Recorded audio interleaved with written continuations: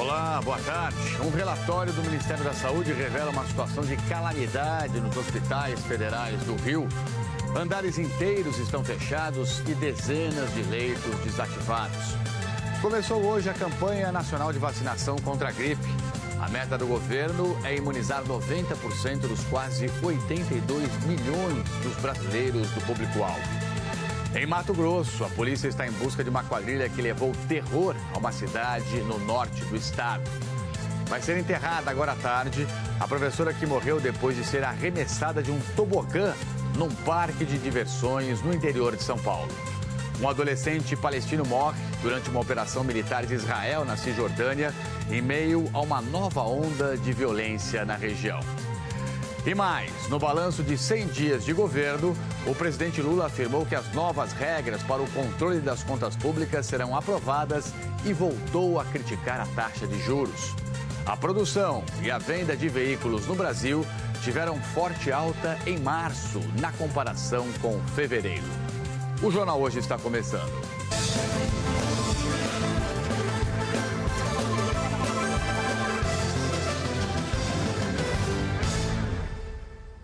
Começou hoje a campanha nacional de vacinação contra a gripe. A meta é imunizar mais de 81 milhões de brasileiros.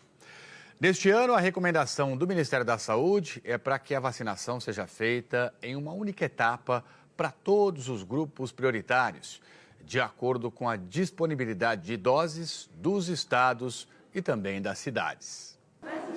91 anos, 5 filhos, 8 netos, 3 bisnetos e uma carteirinha de vacinação, que é um exemplo para a família toda.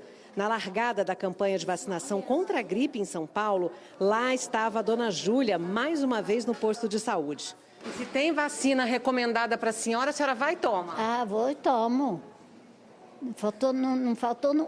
Não perdi uma vacina. Graças a Deus, né? Um compromisso que mãe e filha cumpriram juntas. Quem traz quem para vacinar? A dona Júlia que me traz. Ela não tem reação nenhuma, nem dor muscular e não pega gripe. Um resfriadinho, né? Mas são sintomas fracos, leves. Não fica mais grave? Não. Evita uma pneumonia ou alguma coisa mais grave. É para prevenir as complicações causadas pela gripe que a vacina contra a doença começou a ser oferecida hoje em cerca de 40 mil postos em todo o país.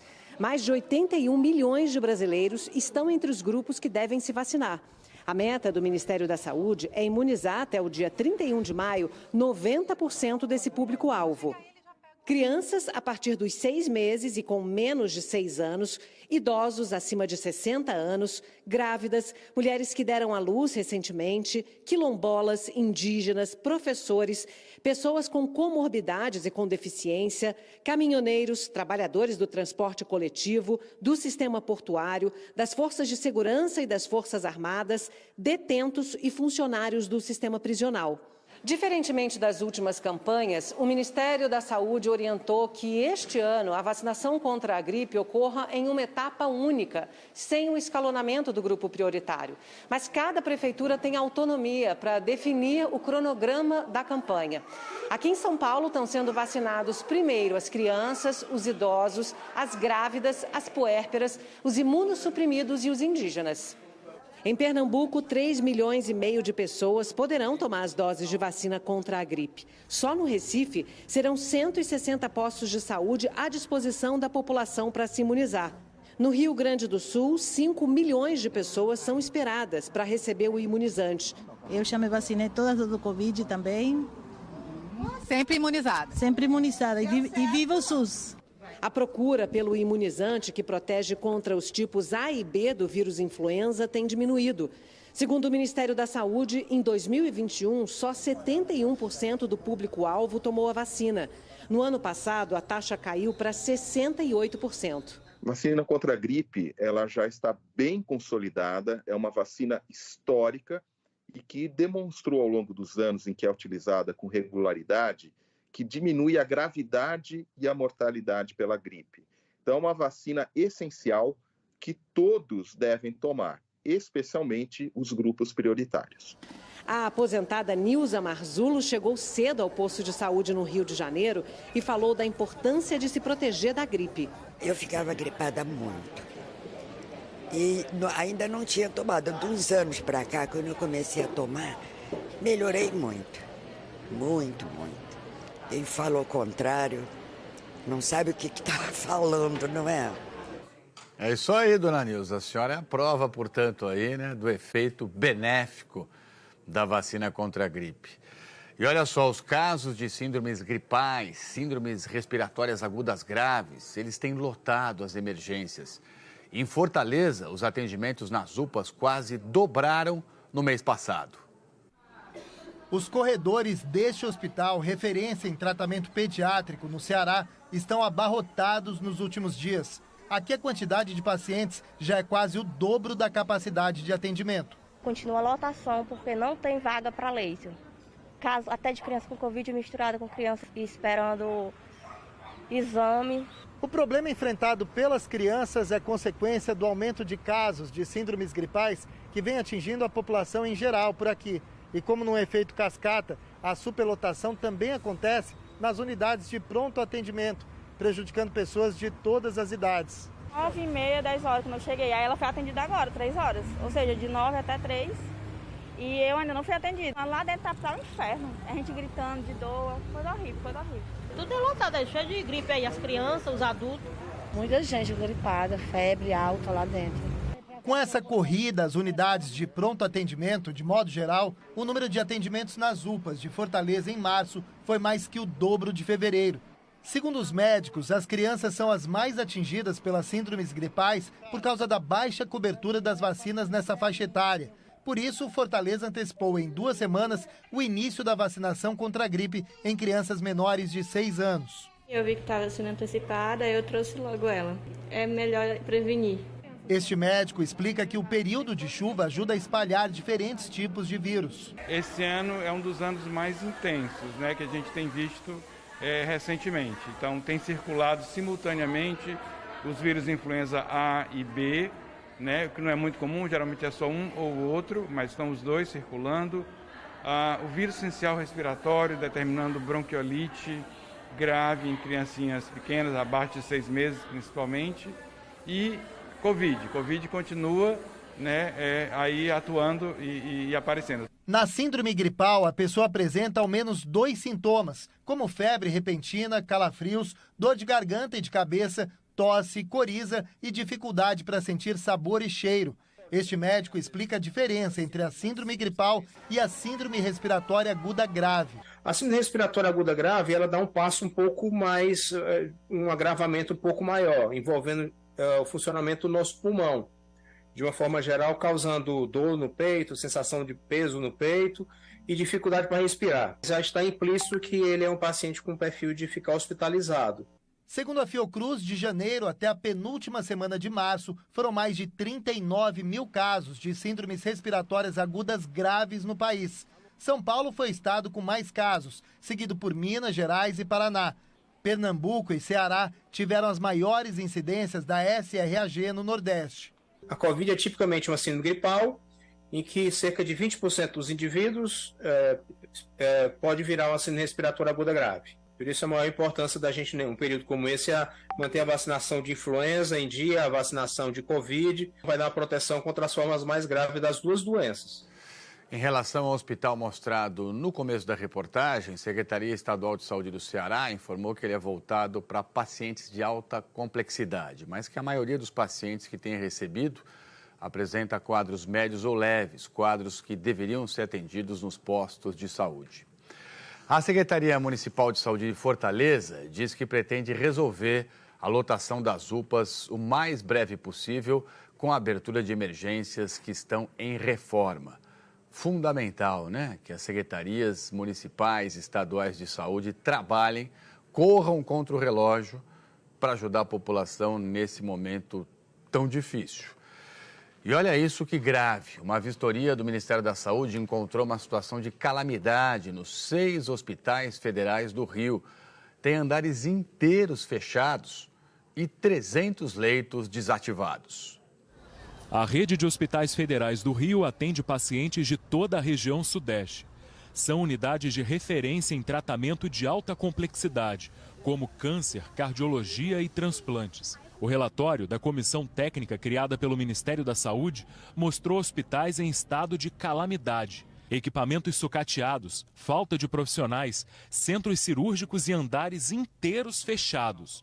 O relatório indica que a rede federal começou o ano com quase 600 leitos fechados. Hoje são 300 leitos parados. É como se um hospital inteiro tivesse parado de funcionar. O documento completo tem mais de 300 páginas e um retrato do descaso em cada hospital. No Andaraí, o único que tem um centro de queimados, está com a emergência fechada. A unidade coronariana e as salas de pequenas cirurgias não funcionam. O Hospital Cardoso Fontes, em Jacarepaguá, fechou a área da cirurgia pediátrica e parte da clínica médica. Ao todo, 45 leitos não funcionam. No Hospital de Ipanema, 3 salas do centro cirúrgico estão fechadas. Leitos de terapia semi-intensiva não funcionam. No Hospital Federal da Lagoa, a unidade coronariana não funciona e há 34 leitos fechados. De acordo com o relatório, a situação no Hospital dos Servidores é ainda mais grave. 6 salas de cirurgia estão paradas por falta de equipamentos básicos e 66 leitos estão fechados. 14 são de terapia intensiva. O Hospital de Bom Sucesso tem o maior número de leitos fechados. São 140. 4 salas de cirurgias também não funcionam.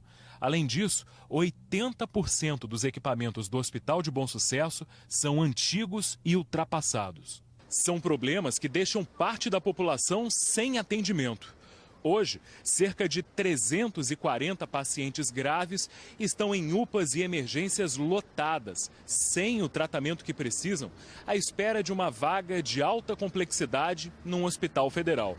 Há ainda pacientes que sofrem em casa, sem qualquer tipo de assistência médica. Nunca vagou nenhum leito, nunca ninguém entrou em contato e meu filho está em casa. Ele está precisando dessa vaga porque ele precisa de um gastro pediátrico e aqui a gente não consegue achar. A gente se sente abandonado, pelo poder público, porque na realidade nós pagamos tudo isso aqui. Não é totalmente de graça para a gente e nós não temos o retorno. O diretor do Departamento de Gestão Hospitalar do Rio diz que são necessários 8.000 profissionais de saúde para a rede e que algumas áreas estão sendo reabertas com o remanejamento das equipes. Já avançamos muito nesse curto espaço de tempo, com reabastecimento de insumos e medicamentos, reabertura de leitos, retomada do cateterismo cardíaco no Hospital Federal dos Servidores, ampliação desse procedimento no Hospital de Bom Sucesso e nos próximos dias inauguraremos um novo setor de oncologia no Hospital do Andaraí e novas enfermarias no Hospital de Ipanema. Retomamos os processos de obras e em breve iremos iniciar a recomposição da força de trabalho nos 6 hospitais federais após o diagnóstico já realizado de dimensionamento do nosso déficit. O desabafo daquele paciente, daquele senhor, resume tudo, Humilhação, é abandono. E não é que não é totalmente de graça, não tem nada de graça. Você está pagando por tudo isso. São os impostos que você paga em tudo que você consome na sua vida, que é exatamente para que haja uma saúde pública com mínimo de qualidade. E quando você não vê isso, é exatamente essa sensação de abandono, de que tudo que você paga não tem o retorno nem no mínimo. Então é preciso, acima de tudo, um choque de gestão para fazer esses hospitais voltarem a funcionar na sua plena capacidade, dando atendimento para a população. Porque, eu repito, não tem nada de graça, tudo está sendo pago. O poder público é que tem o dever de devolver para a população aquilo que o povo está pagando. Prefeitura de São Paulo mudou de estratégia, que é acabar com os albergues com mais de 200 vagas para pessoas em situação de rua. Uma conversa, um abraço e uma promessa. Já vamos ajudar, tá bom?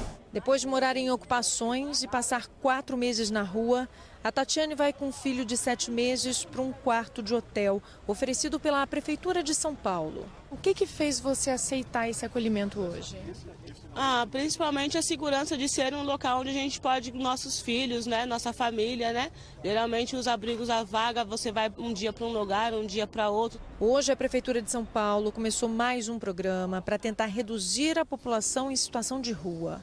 46 profissionais oferecem vagas em equipamentos públicos, como abrigos, hotéis e moradias fixas. Uma promessa de mudança na forma de atuar. Na semana passada, depois de uma decisão favorável da Justiça, agentes do município recolheram tendas montadas nas calçadas da cidade. A ação gerou críticas. O que eles fazem é que vem o GCM na frente, mandando recolher tudo, e se não recolher, às vezes ele dá até borrachada, bate mesmo, é sério, eu não estou mentindo, leva tudo. As equipes são multidisciplinares, então tem psicólogo, assistente social, arte, educador, entre outros profissionais, justamente com o objetivo de tornar essas abordagens contínuas e mais humanizadas.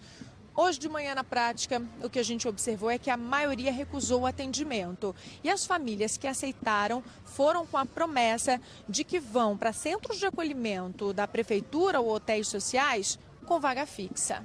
As políticas públicas voltadas para a população em situação de rua tradicionalmente previam apenas vagas, leitos nos espaços assim chamados albergues, nossos centros de acolhida, que inclusive também estão sendo transformados. Aqueles centros de 500, 600, 700 pessoas, a determinação do prefeito Ricardo Nunes é que, no mais curto espaço de tempo, nós possamos diminuir esses centros com capacidade para no máximo 200 pessoas, que é o que a gente vem fazendo, e ampliando o número desses centros da cidade.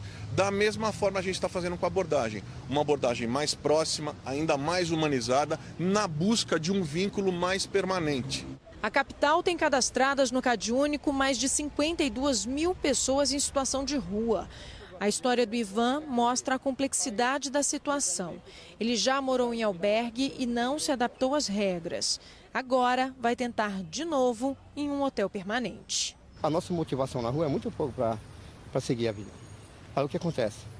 É só bebida, drogas. Ter uma vaga fixa num hotel, num abrigo já ajuda? Não, já ajuda, com certeza. Aí a gente vai ali, arruma um emprego ali e tal. O ânimo assim para poder seguir em frente, eu não perdi e nem quero perder. É isso, né? Tem que ter um esforço coletivo da sociedade inteira, porque é o resgate da dignidade do ser humano. Então é uma força-tarefa mesmo que tem que ser montada, porque o objetivo é uma missão humanitária, tirar as pessoas desse sofrimento aí das ruas. E foi identificado agora há pouco o corpo de mais uma vítima do naufrágio que aconteceu esse fim de semana em Bertioga, litoral de São Paulo. 9 pessoas foram resgatadas com vida. A repórter Luciana Moledas tem outras informações e conta ao vivo agora aqui pra gente. Boa tarde, bem-vinda, Luciana.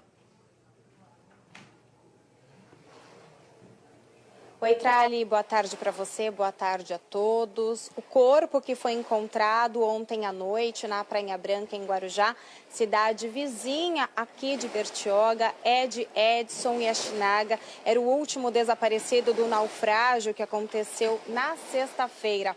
A filha dele esteve no IML e fez o reconhecimento e com a identificação, o Corpo de Bombeiros encerrou oficialmente as buscas.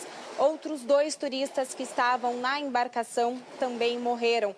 Júlio César Vicente, de 66 anos, e Wilson Roberto Pereira, de 68. A embarcação saiu de Bertioga na sexta-feira de manhã para pescar com 9 turistas e 3 tripulantes. Eles voltariam no sábado, mas por causa do mau tempo, eles decidiram antecipar a volta. Mas na sexta-feira à noite, quando já se aproximavam aqui da praia, cerca de 1 quilômetro da praia, o barco foi atingido por fortes ondas e a embarcação acabou afundando. A Capitania dos Portos informou que vai instaurar um inquérito para apurar o acidente. Trali. Obrigado, Luciana. Tristeza, né? Tragédia. Bom trabalho aí para você. Polícia de São Paulo identificou os funcionários e visitantes do Ski Park que podem prestar esclarecimentos em relação a um acidente no tobogã do parque, que fica na cidade de São Roque. Neste fim de semana, uma professora foi arremessada para fora do brinquedo e, infelizmente, morreu. O parque está fechado desde sábado, dia do acidente. Na porta, cartazes de luto. A polícia usou os primeiros dias de investigação para identificar testemunhas. e agora afirma já ter uma lista de funcionários do parque e turistas que viram o acidente. Eles vão ser ouvidos, mas a polícia ainda não disse quando começam os depoimentos. O objetivo da investigação é saber por que Luciana Morgado Serri Teixeira saiu da pista do tobogã e foi arremessada contra uma grade de proteção fora do tobogã. A professora, de 42 anos, descia com o filho de 7 anos no colo. Os dois foram socorridos por funcionários, mas a mãe não resistiu ao choque. O filho, com ferimentos no rosto, foi levado para um hospital na cidade onde fica o parque, São Roque. Esta mulher viu o acidente com Luciana e o filho. Passou pela lombadinha, só que acho que a velocidade estava muito alta, e eles voaram e toparam assim com uma estrutura de ferro que tem entre o tobogã e o teleférico. E foi um barulho horrível, foi uma cena horrorosa e todo mundo ficou parado, todo mundo. Nós estávamos em umas 5 pessoas ali. E aquele meio segundo de silêncio, ela não se levantou. Eu vi o menino, fui correndo em sentido menino e abracei ele me olhava, ele falava, e agora, o que vai acontecer agora? Eu vou ter que levar ponto? E ele estava todo desfigurado. A polícia vai começar a ouvir primeiro os funcionários que socorreram a professora. Os visitantes que viram o acidente devem prestar depoimento depois, mesmo à distância. Peritos já analisaram o tobogã e devem entregar o resultado em 45 dias. Eles avaliam se o brinquedo tinha algum defeito ou estava sem manutenção. Uma equipe do Conselho Regional de Engenharia esteve no parque pela manhã. Os fiscais vão analisar se o parque cumpre as orientações de segurança. Em nota, o Ski Park informou que vai colaborar com as investigações. A professora dava aulas numa escola particular em Campinas. As aulas foram suspensas. No velório, hoje em Campinas, o coordenador do colégio onde Luciana dava aula lembrou da colega. Deixou um legado, tanto para os alunos, professores, monitores que se espelhavam nela como professora. E assim, a gente está muito triste, muito abalado aí com essa situação. O corpo de Luciana vai ser enterrado à tarde. Nossos sentimentos aí para a família, e o parque tem a obrigação, agora de prestar todo o socorro, toda a ajuda necessária, para a família da professora. Os cuidados aí com o filho que está internado, enfim, indenização, tudo que for necessário para tentar amenizar essa tragédia. Serviços de resgate da França encontraram um 6º corpo, vítima de uma avalanche ontem à tarde nos Alpes.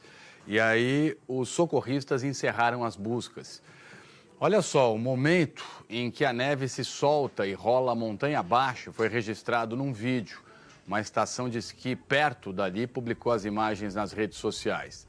A avalanche cobriu uma área extensa, cerca de 1 quilômetro aí por 500 metros, e uma altitude aí de 3.500 metros, perto da famosa região de Mont Blanc. As causas ainda estão sendo investigadas. Segundo as autoridades, não tinha nenhum alerta meteorológico antes dessa neve toda começar a descer. É uma região de alta saboia, E essa região disse aí que as 6 vítimas esquiavam fora da pista e 2 eram guias de montanha. Fala agora de milhares de colonos israelenses que participaram de uma marcha no território ocupado da Cisjordânia em apoio aos assentamentos de Israel e contra a recente onda de violência na região. Manifestação que tem apoio de 2 ministros que são líderes da extrema-direita do país. Vamos ao vivo com o nosso correspondente na Europa, o Rodrigo Carvalho. Rodrigo acompanha o assunto e traz para a gente aí como é que está a tensão nessa região toda do Oriente Médio. Rodrigo, boa tarde, bem-vindo. Você fala ao vivo aí de Londres. Salve, Trali. Boa tarde para você e para todo mundo. Antes, só explicar, colonos israelenses são as pessoas que vivem em assentamentos judaicos, comunidades construídas por Israel em território palestino depois da Guerra dos 6 Dias, em 1967. A ONU, por exemplo, considera esses assentamentos ilegais. Esse é um conflito histórico. Recentemente, países aqui da Europa pediram que Israel interrompa a expansão dos assentamentos na região. A manifestação de hoje, a favor da expansão dos assentamentos e também contra a recente onda de violência, teve o apoio de 2 líderes da extrema-direita israelense, que são ministros do governo conservador de Benjamin Netanyahu. Essa crise histórica entre palestinos e israelenses tem sempre ondas, picos de violência. Um mês atrás, por exemplo, uma dessas ondas fez 6 países aqui da Europa emitirem um comunicado conjunto. E governos de diferentes correntes ideológicas, do conservador britânico ao socialista espanhol. Foi um texto que condenou os ataques palestinos na Cisjordânia e, ao mesmo tempo, pediu que Israel interrompa a expansão nos assentamentos e criticou a intenção de Israel de legalizar alguns assentamentos. Vamos ver agora mais detalhes sobre a nova onda de tensão. Hoje, um adolescente palestino morreu numa operação militar de Israel. A mais recente vítima desse conflito histórico tinha 15 anos só. Mohamed Balhan sofreu ferimentos de bala na cabeça, no tórax e no abdômen. A operação militar de Israel que matou o adolescente aconteceu perto da cidade de Jericó. Militares israelenses disseram num comunicado que a operação era para prender palestinos suspeitos de envolvimento em ataques recentes. E que eles, os militares, foram recebidos com violência. O pai do adolescente morto viveu uma cena traumática. Eu tinha acabado de sair de casa quando vi forças militares de Israel de um lado e de outro, pessoas atirando pedras. Depois de levar um palestino ferido para uma ambulância, o pai viu um outro jovem caído no chão. Era o filho dele. Atiraram na cabeça dele, disse a tia do adolescente. O que vai acontecer com o nosso povo? O que vai acontecer conosco? Ontem, palestinos enterraram outra vítima, um homem que foi morto pelas forças de Israel na Cisjordânia ocupada. A ONG internacional Human Rights Watch já acusou Israel de apartheid e perseguição contra o povo palestino, considerados crimes contra a humanidade. Também há vítimas israelenses nessa nova onda de violência. Na semana passada, em ataques atribuídos a militantes palestinos, morreram um turista italiano em Tel Aviv e 2 britânicas na Cisjordânia. Maya e Irina, de 20 e 15 anos, eram cidadãs de Israel e do Reino Unido. Segundo as forças israelenses, o carro em que elas estavam foi baleado por um suposto atirador palestino. Autoridades de Israel dizem que estão tentando rastrear o homem. No velório das 2 jovens, amigos e parentes estavam muito abalados. O pai, que perdeu 2 filhas, disse ontem no velório: Maya e Irina, vocês nos inspiraram, vocês nos amaram e nós vamos amar vocês para sempre. Agora à tarde foi confirmada a morte da mulher dele, mãe das jovens, que estava no hospital em estado grave. Essa recente escalada de tensão começou na última terça-feira, quando muçulmanos se reuniram na mesquita de Al-Aqsa, em Jerusalém, para celebrar o Ramadã, mês sagrado para o islamismo.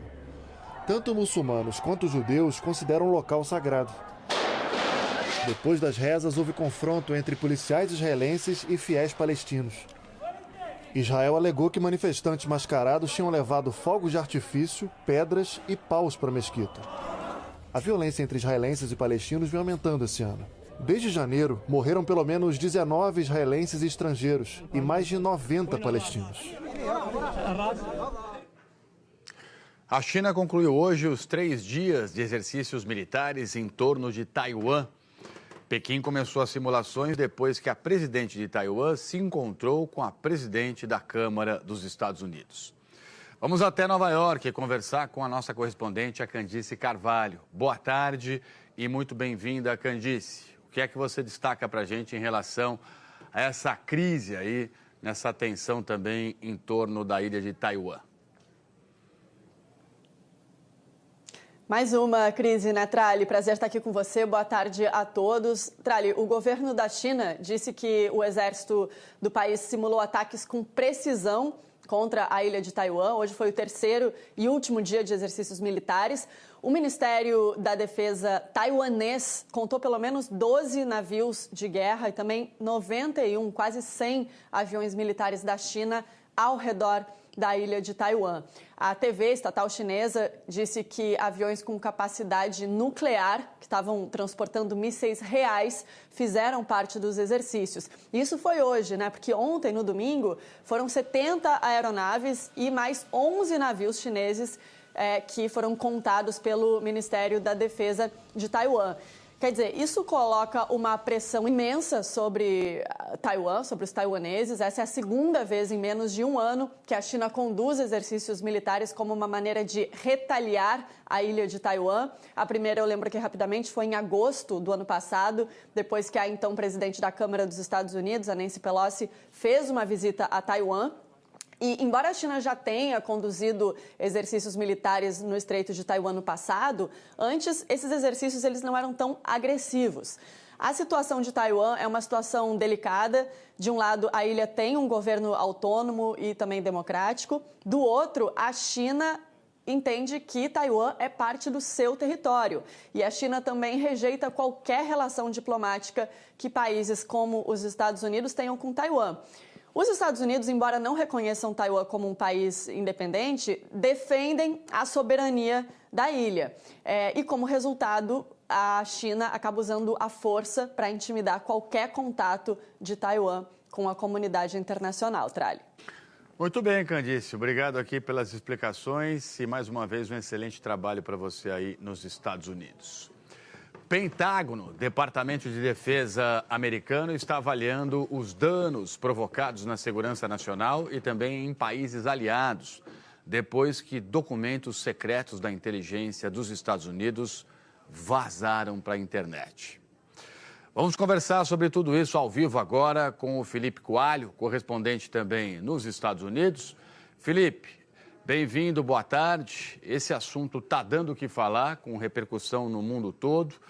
O que preocupa é que vários desses documentos revelam até mesmo fraquezas militares da Ucrânia lá na guerra, depois da invasão russa e especialmente nos momentos mais recentes. E agora, Felipe, quem é que vazou tudo isso e o que vai acontecer? Bem-vindo e boa tarde. Obrigado, Tralli. Boa tarde para você, boa tarde a todos.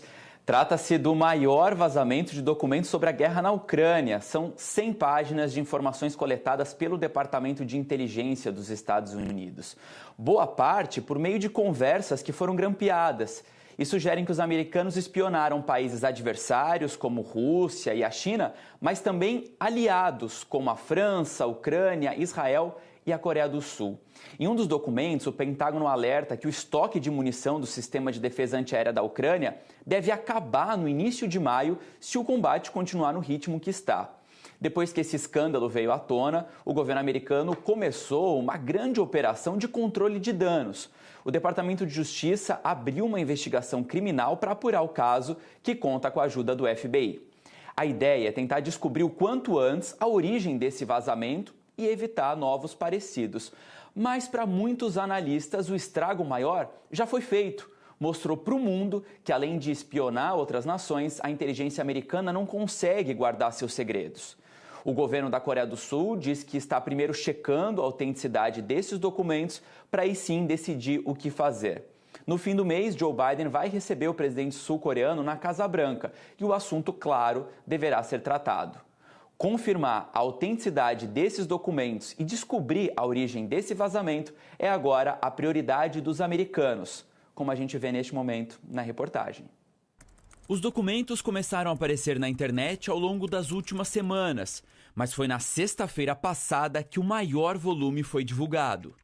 Fotos de documentos, muitos classificados como ultra-secretos, surgiram em redes sociais e aplicativos de troca de mensagem. Segundo especialistas, as evidências apontam para um vazamento proposital e não de uma ação hacker. As imagens sugerem que as fotografias foram tiradas às pressas. Ex-funcionários da inteligência americana que revisaram o material dizem que é provável que um memorando confidencial usado numa reunião tenha sido guardado. Alguém pode ter dobrado o documento e colocado-o no bolso. Depois, retirado os papéis de uma área segura para que eles fossem fotografados. O jornal The New York Times teve acesso aos papéis, que trazem informações detalhadas sobre as forças russas e ucranianas entre os meses de fevereiro e março deste ano. Segundo a reportagem, os documentos descrevem militares russos esgotados, lutando com um aparato militar comprometido. Outro trecho revela que a inteligência americana obteve antecipadamente a informação de um plano do Ministério da Defesa russo para lançar mísseis contra o exército ucraniano nas cidades de Odessa e Mykolaiv, no dia 3 de março. A reportagem diz que quase todas as agências de segurança da Rússia foram espionadas de alguma forma pelos Estados Unidos. Além disso, informações confidenciais de países aliados dos americanos também aparecem nas publicações, como dos governos de Israel, Coreia do Sul e Emirados Árabes. Quem vazou e a intenção desse vazamento ainda são um mistério. Será que vão descobrir? 2 dos principais advogados de direitos humanos da China foram condenados hoje a 14 e a 12 anos de cadeia. Essa pena está entre as sentenças mais longas aplicadas contra ativistas chineses nos últimos anos. Vamos lá, são eles, olha, os advogados Ding Jiaxi e Xu Ziyong, que foram acusados de subversão dos poderes do Estado. Eles já estavam presos tinha mais de 3 anos. Os 2 são figuras importantes do movimento dos Novos Cidadãos, que busca combater a corrupção e garantir que direitos civis sejam respeitados. Desde que o presidente Xi Jinping chegou ao poder, a China reprimiu duramente movimentos como esse. Centenas de advogados de direitos humanos já foram detidos. E um tiroteio deixou 5 mortos num banco na cidade de Louisville, nos Estados Unidos. 8 pessoas ficaram feridas. Ainda não se sabe direito o que foi que aconteceu por lá. A polícia de Kentucky informou ter recebido um chamado de uma ocorrência no começo da manhã. E aí diz que quando os policiais chegaram, o suspeito ainda estava atirando. E de acordo com a polícia, ele morreu no local. Não ficou claro ainda se o atirador está incluído entre os 5 mortos. E todas as vítimas morreram dentro da agência bancária. Outras 8 pessoas foram levadas para um hospital perto dali. 2 estão em estado grave, entre elas um policial. E ainda hoje, no balanço de 100 dias de governo, o presidente Lula afirmou que as novas regras para o controle das contas públicas serão aprovadas e ele voltou a criticar a taxa de juros. E a seguir, falta estrutura para estudantes e professores de aldeias indígenas na região da Ilha do Bananal, no Tocantins. Em Mato Grosso, a polícia está em busca de uma quadrilha que levou terror a uma cidade no norte do estado. Nós voltamos já já com muito mais aqui. Estamos de volta, sempre ao vivo com você, 2 horas mais 6 minutos agora, pelo horário de Brasília. Polícia de Mato Grosso procura pelos criminosos que tocaram o terror na pequena cidade de Confresa no fim de semana. Quadrilha atacou o quartel da Polícia Militar, botou fogo em carros e atirou para todo lado, ferindo um morador. Por terra, as equipes da Força Tática e do Batalhão de Operações Especiais, o BOP, buscam pelos criminosos. Aeronaves também auxiliam na operação. Nas ruas da cidade, as marcas do ataque de ontem, em plena luz do dia. Criminosos fortemente armados invadiram o quartel da Polícia Militar. Um policial foi feito de refém enquanto a quadrilha roubava armas e munições. Durante o ataque, os bandidos ainda botaram fogo neste carro, estacionado em frente ao batalhão. Eles ainda incendiaram carretas para bloquear a entrada da cidade. O tenente Gomes Pereira recebeu o chamado para incêndio e foi até o local. Quando chegou lá, encontrou alguns integrantes da quadrilha. Verificamos que eles estavam com fuzis e outros armamentos pesados, então nos abaixamos, onde foi efetuado 5 disparos contra a nossa viatura. Os pneus da viatura foram atingidos e o tanque de água. Foi um momento de tensão, no qual eu particularmente me encontrava dentro da viatura junto com o cabo Paluan. E ficamos muito nervosos naquele momento, né? Achamos até mesmo que poderíamos perder as nossas vidas ali. Os criminosos também invadiram a sede de uma empresa especializada no transporte de valores. Eles usaram explosivos na tentativa de chegar até os cofres, mas, segundo a polícia, não conseguiram levar algum dinheiro. Em outro ponto da cidade, um homem foi baleado e encaminhado ao hospital municipal. Uma moradora contou que conseguiu abrigo no hospital. O pessoal que estava pro lado de fora, passou todo mundo para dentro, as polícias ficou na porta do hospital aqui e nós, todo mundo aqui dentro. No desespero, só escutando tiro, rajada, bomba, e a gente não sabia de que lado. Os telefones, teve um momento que os telefones não funcionaram, né? Por uns 10 minutinhos e ficou tudo fora, sem internet, sem telefone, sem nada. Depois tudo voltou ao normal. Mas foi assim, aterrorizante, angustiante. Com a operação em andamento, a Secretaria de Educação de Confresa confirmou que as aulas nas redes municipal, estadual e particular do município foram suspensas. Cidades vizinhas também liberaram os alunos por questão de segurança. Repórter Gustavo Nolasco chegou agora há pouco à cidade de Confresa. Vamos para lá ao vivo. Gustavo, bem-vindo e boa tarde.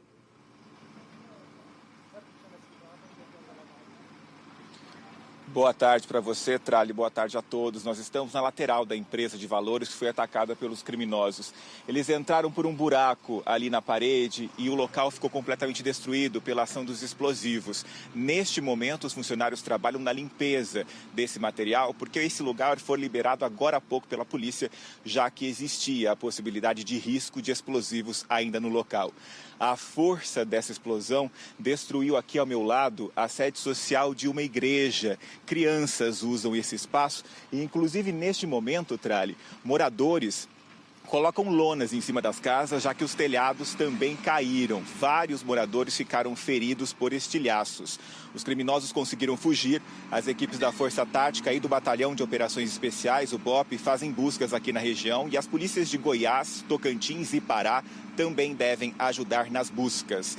E olha só, como você viu na reportagem, um homem que foi baleado chegou a ser internado, mas ele já recebeu alta e passa bem. Trali. Obrigado, Gustavo, pelas informações ao vivo. As forças de segurança agora têm a obrigação de se unir para capturar essa quadrilha, né? É Polícia Civil, Militar, Polícia Federal, se possível, né? Todas unidas aí para ir para cima dessa quadrilha que fez isso na cidade. Bom trabalho para você. Parentes e advogada das duas brasileiras presas por tráfico internacional de drogas na Alemanha embarcam hoje para Frankfurt. Para a Polícia Federal do Brasil, as duas são inocentes. Uma investigação que já prendeu 7 pessoas mostra que uma quadrilha trocou as bagagens das passageiras por malas recheadas de cocaína. As imagens da ação dessa quadrilha foram reveladas ontem pelo Fantástico. Faz 37 dias que o apartamento em Goiânia está vazio. É aqui que moram Kátia, Bahia, e Jeane Paolini, casadas há 12 anos. Lorena, a irmã de Kátia, tem vindo sempre para organizar tudo. Desde que a Kátia e a Jeane foram presas lá na Alemanha, a família que vive aqui em Goiânia tem encontrado dificuldades para saber notícias sobre as duas. Os dramas que elas estão vivendo dentro da prisão e também a esperança de conseguirem voltar aqui para o Brasil estão sendo relatados em cartas como essa. Ficamos umas 4 horas algemadas pelos pés e pelas mãos, como criminosas. Fomos obrigadas a entregar todos os nossos pertences, nossos agasalhos. Passamos por revista íntima, fomos humilhadas, passamos frio, ficamos sem comer e faziam piadinhas do nosso sofrimento. E por fim nos mostraram as nossas malas. E não eram as nossas malas. A personal trainer Kátia e a veterinária Jeane foram presas assim que desembarcaram no aeroporto de Frankfurt, na Alemanha.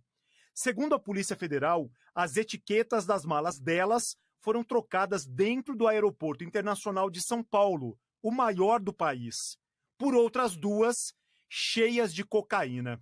Mas a Polícia Federal conseguiu comprovar que aquelas passageiras são inocentes, indicando quem seriam realmente culpados do fato do crime ocorrido. Ontem, o Fantástico mostrou que tudo aconteceu na área restrita de Guarulhos.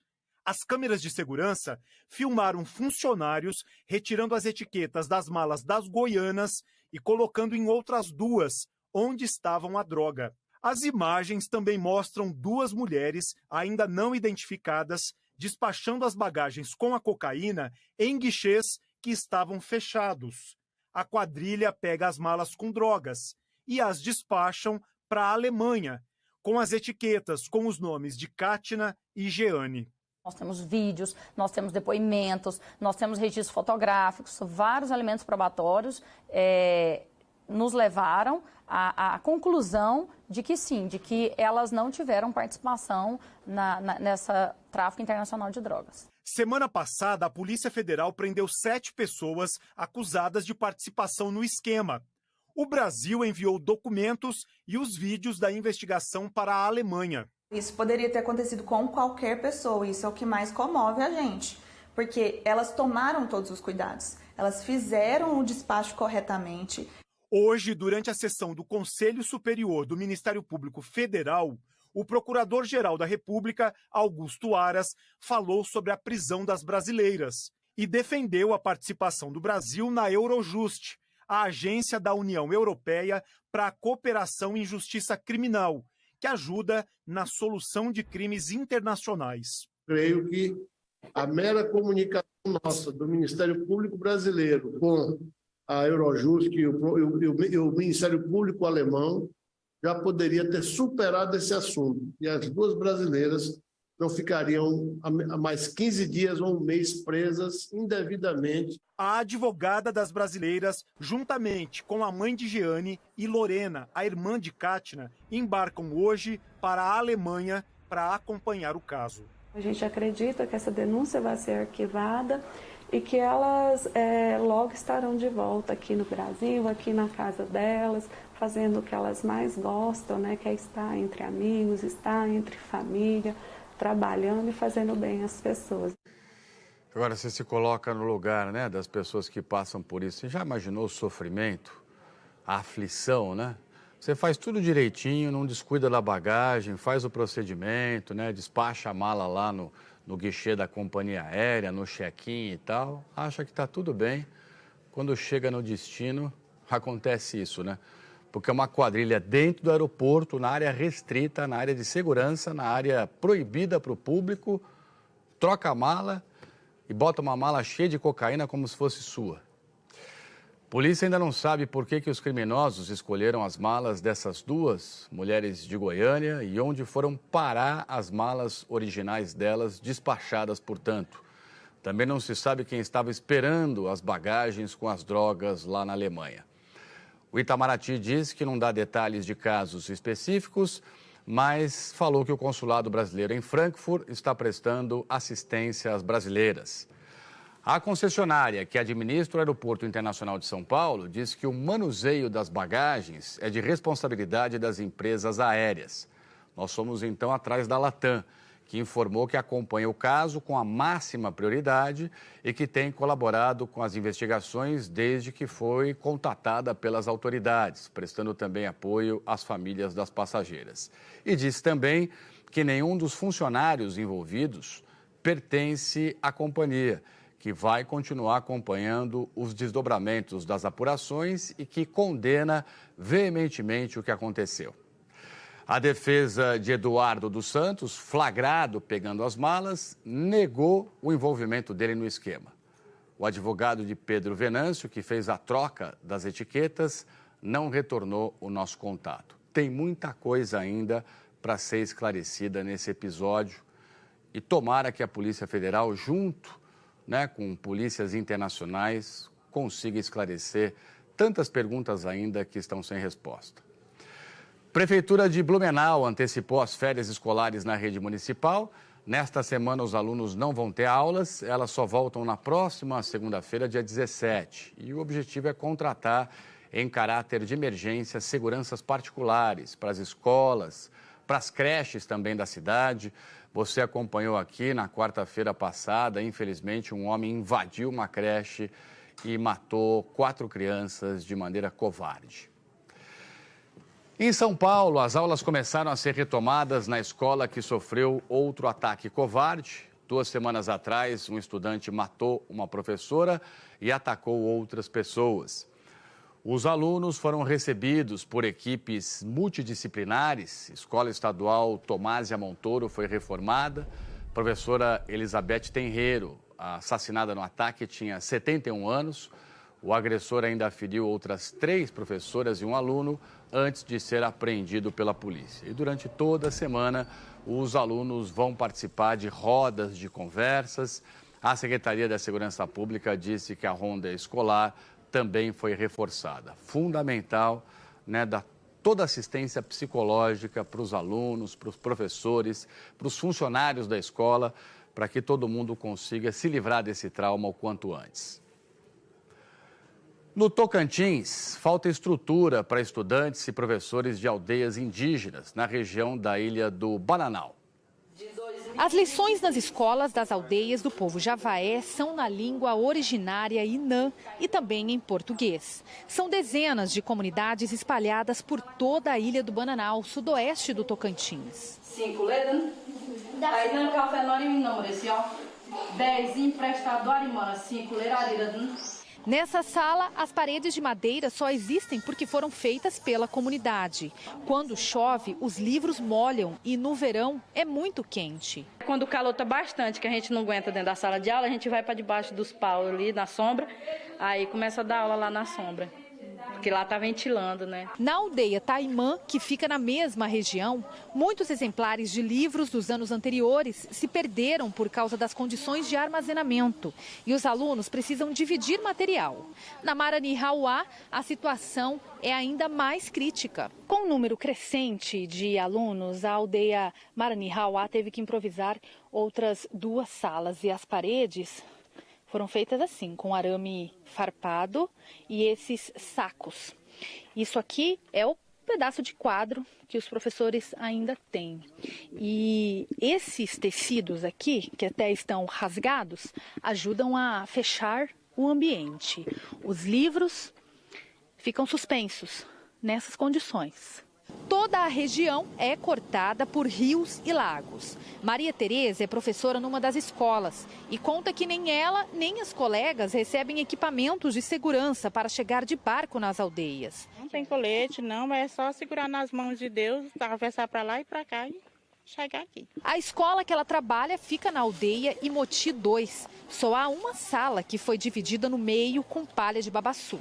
De um lado ficam as crianças da alfabetização e do outro aqueles que estão terminando o ensino fundamental ou estão no ensino médio mesmo. Todos têm aula ao mesmo tempo. Mesmo as aldeias que têm estrutura enfrentam problemas. Na aldeia Cachoeirinha até há uma escola de tijolo, mas as salas estão fechadas porque não há professores suficientes. Falta 2 professores, tem que contratar urgente, porque alunos estão precisando. Cada vez mais aluno está aumentando, né? Secretaria da Educação de Tocantins afirmou em nota que 4 escolas indígenas na Ilha do Bananal já foram reformadas e que outras 6 escolas estão sendo reestruturadas. A Secretaria afirmou também aqui para o Jornal Hoje que está investindo mais de 10 milhões de reais em reformas das escolas indígenas em todo o Tocantins e que os estudantes já receberam material do Programa Nacional do Livro Didático. Tem que também contratar professor, investir na capacitação, na qualificação do ser humano, das pessoas que vão tomar conta dessas crianças todas. E no Rio, uma situação que se repete há décadas, sujou a praia de Copacabana neste fim de semana.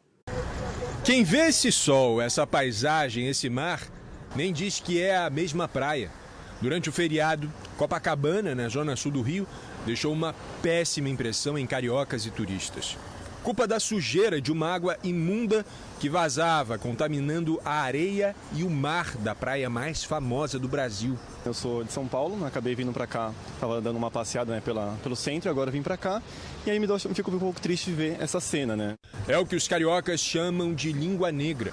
Uma mistura de água com esgoto que vira e mexe aparece nas praias da cidade. Problema que se repete há décadas. Depois da chuva fica assim? Sempre. Sempre. A água está totalmente, quando chove, fica água escura. Na praia vizinha do Leme, aconteceu a mesma coisa. A gente viu que ia ter o esgoto e a gente decidiu voltar pelo calçadão para dar a volta aqui, desviar do esgoto. Depois que a água baixou, as máquinas vieram e juntaram uma grande quantidade de areia na saída da galeria. O problema, por enquanto, está escondido, mas não está solucionado. Os especialistas dizem que esse fenômeno é provocado por uma combinação de chuvas fortes, falta de saneamento e despejo clandestino de esgoto. A galeria de águas pluviais, teoricamente, ela deveria transportar apenas água da chuva, né? Não é difícil mapear onde ocorre isso, não é difícil medir que tipo de poluição está ali envolvida, né? O que seria, então, fruto desses investimentos, seria justamente fazer um cinturão para coletar essas águas e drenar ela para uma estação de tratamento. Quem conhece o Mar de Copa diz que a espuma que apareceu boiando hoje cedo ainda é reflexo da sujeirada que desagou aqui no fim de semana. Imagina ter que dar aulas de natação quando a praia está assim. O Luan diz que é impossível. Quando acontece isso, a gente dá aula aqui mais ou menos na calçada, no quiosque, mas natação é zero chance. É uma das praias mais conhecidas no mundo e não ter um tratamento como deve ser é muito triste. É muito triste mesmo, né? A Águas do Rio, concessionária responsável pela água e esgoto, afirmou que desde o começo da operação, em novembro de 2021, tem atuado em conjunto com os governos estadual e municipal no combate ao lançamento irregular de esgoto na rede de drenagem. E diz também que tem feito a limpeza e o desassoreamento das galerias. Mas está mais do que claro que precisa mais, né? Precisa se unir de fato aí as autoridades, ir atrás de quem despeja esgoto clandestino, fazer rede de coleta, fazer o tratamento disso tudo, para que não fique sujando a água do mar desse jeito. E a seguir, no balanço de 100 dias de governo, o presidente Lula afirmou que as novas regras para o controle das contas públicas serão aprovadas e ele voltou a criticar a taxa de juros. A produção e a venda de veículos no Brasil tiveram forte alta em março na comparação com fevereiro. A ajuda também que chega de trem para as famílias atingidas pelas enchentes no Maranhão. E para você, a previsão do tempo para todo o Brasil. Nós voltamos daqui a pouco.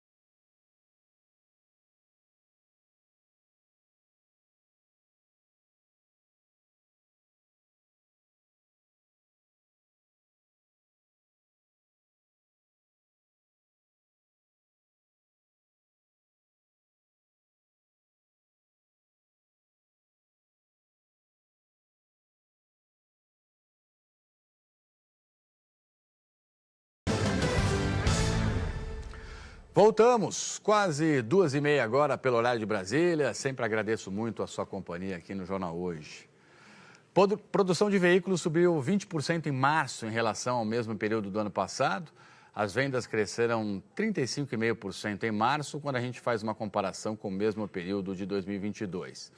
A Anfávia explicou que essa alta se deu porque a base de comparação é muito baixa, já que em março do ano passado faltavam carros nas concessionárias. O presidente Lula defendeu hoje a atuação do ministro da Fazenda, Fernando Haddad, e voltou a criticar a taxa de juros no país.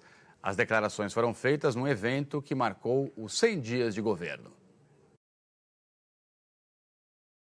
Na internet, o texto destaca 250 realizações. Como parte da data simbólica, o presidente Lula convocou os 37 ministros para uma cerimônia no Palácio do Planalto. O vice-presidente da República, Geraldo Alckmin, que acumula a pasta do Desenvolvimento, Indústria e Comércio, e os líderes do governo no Congresso também participaram.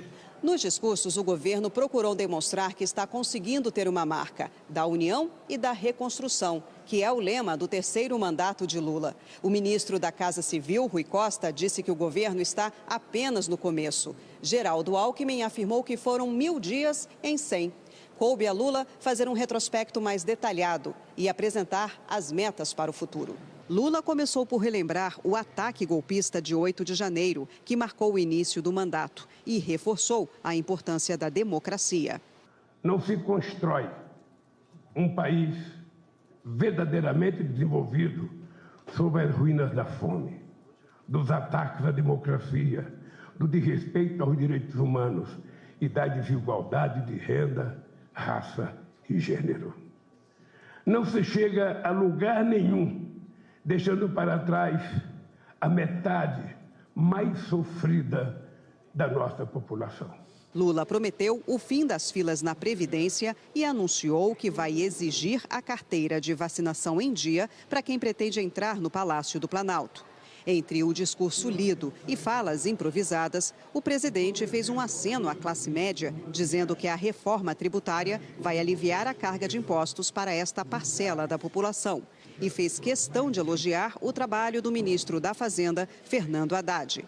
Tem pessoas que não precisam tanto do governo, setores médios da sociedade. É só a gente fazer a nossa reforma tributária justa para a classe média, que eles precisam um pouco da gente. Estamos trabalhando em uma reforma tributária que corrija as distorções históricas de um sistema de tributação regressivo e injusto para os brasileiros e os entes federados. E cria um ambiente muito mais dinâmico e descomplicado para o setor empresarial. Aqui, Haddad, de vez em quando, eu sei que você ouve algumas críticas. Eu tenho que elogiar você e a equipe que trabalharam, porque certamente em se tratando de economia, em se tratando de política tributária, a gente nunca vai ter 100% de solidariedade. Lula disse que está confiante de que o Congresso vai aprovar o novo marco fiscal do país, que traz as regras para o equilíbrio das contas públicas. Tenho certeza que vai ser aprovado e tenho certeza que a gente vai colher os frutos que foram plantados na nossa proposta. E voltou a criticar a atual taxa de juros do país, de 13,75%. É muito alta a taxa de juros. Continuo achando que estão brincando com o país. Brincando sobretudo com o povo pobre e sobretudo com os empresários que querem investir. Só não vê quem não quer. No discurso de pouco mais de uma hora, Lula citou novas medidas que o governo quer tomar em áreas como saúde e educação. No meio ambiente, disse que o Brasil vai voltar a ser referência mundial em sustentabilidade. Nós temos um compromisso até 2030 de chegar ao desmatamento zero na Amazônia. Eu sei que não é uma tarefa fácil, até porque a Marina ainda está numa fase de montar o que foi desmontado. Desde contratar gente até equipamento para que a gente possa voltar a ter um padrão de fiscalização que a gente tinha há 10 anos atrás. Então é importante que as pessoas compreendam que as coisas não são fáceis, mas que nós vamos cumprir. O evento dos 100 dias é a última agenda pública do presidente antes da viagem à China. A comitiva presidencial embarca amanhã. A viagem estava marcada para março, mas teve que ser adiada porque Lula contraiu uma pneumonia. Áreas isoladas por causa das chuvas no Maranhão, onde já faltavam itens básicos no comércio, começaram a receber mantimentos por trem. Ainda assim, a dificuldade é muito grande nas 64 cidades onde os rios subiram e provocaram alagamentos. O trem leva combustível e alimentos até Alto Alegre do Pindaré, no oeste do Maranhão. As mercadorias vão pelos trilhos porque a estrada de acesso à cidade está alagada. Desde a semana passada, os moradores reclamavam a falta de produtos básicos. Já estávamos comprando combustível a R$ 12 aqui o litro dentro da cidade, por vias de terceiros. Então essa parceria foi muito importante para o bem-estar da população. Na cidade de Presidente Juscelino, a 90 quilômetros de São Luís, o rio também transbordou e invadiu ruas e casas. Em 3 dias, a água avançou 150 metros para dentro dos bairros. Mais de 120 comerciantes foram afetados. Com a ajuda de bombeiros civis e voluntários, quem trabalha nas lojas tenta salvar o que pode. Além das perdas, o prejuízo para todo o comércio que está sem movimento. Toda uma estrutura tem que ser desmontada para ser montada em outro local. As vendas não são as mesmas, que a estrutura não fica as mesmas. Eu acho que enquanto o homem estiver brincando com a natureza, a gente fica pagando essa situação.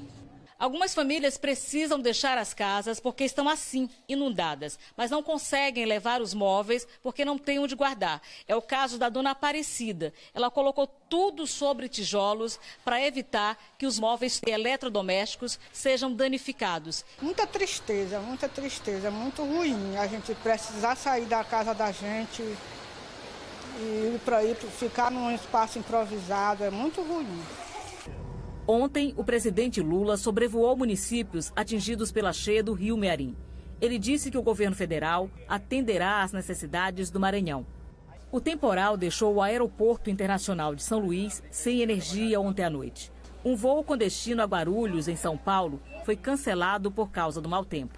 Em todo o estado, moradores das 64 cidades em situação de emergência enfrentam sofrimento. Um problema que eles ainda não sabem quando vai acabar. O que a gente tem visto é pessoas chorando devido à perca de sair de casa e muito material, móveis, eletrodomésticos, às vezes estão perdendo muito. Mexe com o quê? Com emocional, com psicológico, com estrutural, né? Com tudo que a gente puder imaginar.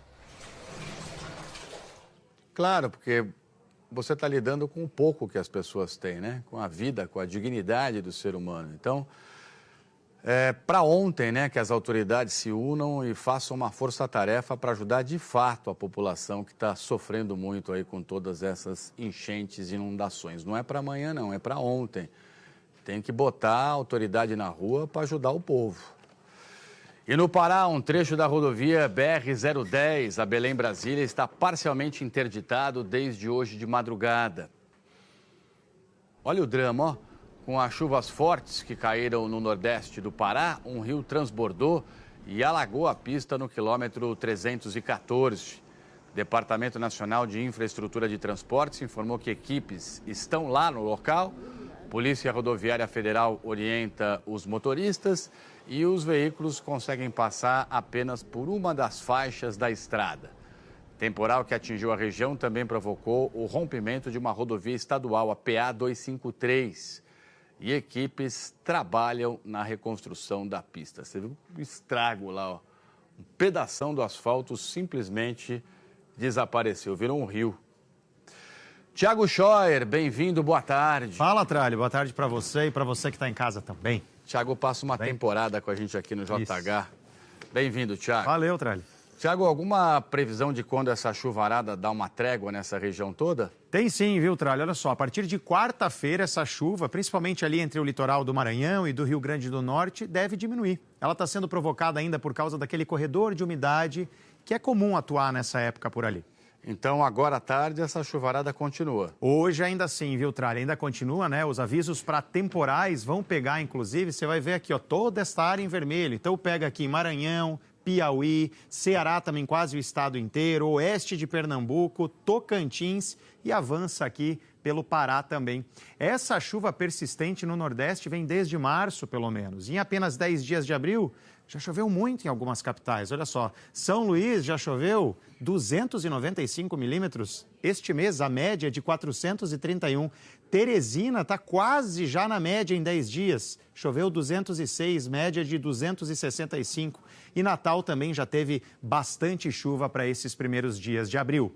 Em Fortaleza ainda pode chover forte até o fim do dia, viu? Estão previstos 40 milímetros de chuva. Fica abafado, hein? 29 graus. A imagem com bastante nuvem. São Luís também tem bastante chuva até a noite. Você vai olhar aqui com a gente no telão, olha só, 25 milímetros. João Pessoa um pouco menos com 10. Salvador só 5 milímetros. Agora Manaus com 20 milímetros e Belém com 40 também apontam aí para uma atenção nossa. Ô, Tiago, e onde mais a semana começa assim molhada? Vamos falar então sobre Cuiabá. A gente tem imagens, inclusive, gravadas agora há pouco, né? Todo o estado de Mato Grosso, aliás, como é o caso da capital, são pancadas isoladas, podem ser fortes. Cuiabanos estão enfrentando uma tarde abafada, 32 graus. O estado de Minas Gerais todo também tem risco de chuva agora à tarde. Em BH, só 26 graus de máxima. Chuva também no Espírito Santo, em Goiás e no DF, como você vê aqui. Veja que o nosso mapa está bem dividido. Centro-Sul, a partir de Mato Grosso do Sul, também São Paulo e os 3 estados do Sul no tempo firme. Em São Paulo, nada de chuva até a noite. O dia está bem bonito por aqui, desde cedo, céu bem azul, mas mesmo assim máxima só de 25 graus. No Rio também tem sol, com 28 graus de máxima hoje. Curitiba só 23 e Porto Alegre, calor, 30 graus. 30 graus, hein? É. Incrível. Ô, Tiago, e essa semana, o que é que dá pra gente dizer? Vai ter mudança, não tem? Como é que fica? Tem mudança mais pra frente, tá, Tralli? Na quarta-feira, uma nova frente fria avança pelo sul, vai trazer chuva, mas ainda não é chuvarada, tá? Aí, a partir de quinta, a chuva vai engrossar no sul do país, em Mato Grosso do Sul e em parte de São Paulo, com 70 milímetros até em alguns pontos. Por isso, em São Paulo, a chuva volta com mais presença lá no final da semana, na sexta-feira, com 25 milímetros. Veja que na quarta tem uns respingos ou outros, 5 milímetros só. Agora, em São Luís, a chuva já vai caindo, né? De 25 milímetros amanhã, chega a 15 lá na sexta-feira. Deve se manter um pouquinho mais baixo, como eu disse no começo. Boa, Tiago. Valeu? Valeu, brigadão. Isso aí. Vamos juntos encerrar aqui o JH. O Jornal Hoje termina aqui, logo mais você já pode rever as nossas reportagens no Globoplay e à noite também as notícias do Brasil e do mundo no Jornal Nacional. Obrigado sempre pela sua companhia, fique em paz.